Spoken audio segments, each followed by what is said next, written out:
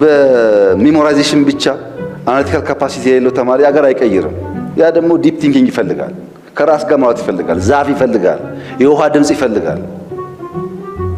ለልጆቹ ነው። አብሮት ከተሰራ በኋላ አንድ ሰው ስሙን ባልጠቅስ ይሻላል 4 ኪሎ አካባቢ ስመጣ በጣም ይሰማኛል ምናምን አለ በሚዲያ የሚናገረው። ድሮ ጠላ ምን ጠጣበት፣ ድሮ ስጋ ምን ቆርጥበት ሰፈር ጠፍቶ አንድ ላይብረሪ ቆሞበት ሳያል ይሄ ሰውዬ ጸሐፊ ነው ባይዘው።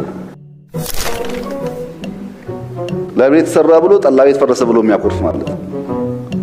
ይሄ ኢንፍሉዌንስ ሊያገኝ አይችልም።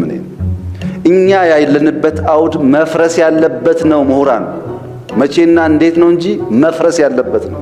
ይሄ መንደርተኝነት ካልፈረሰ እንዴት በለጽጋለን? ምንም አይፈርስ ነገር ኖሮን ነው። መፍረሱ ግን የተሻለ በሚያመጣ መንገድ መሆን ስላለበት ነው ጊዜ እየወሰደ ያለው። ያንን በጥልቀት ማየት ካልቻል አስቸጋሪ ነው።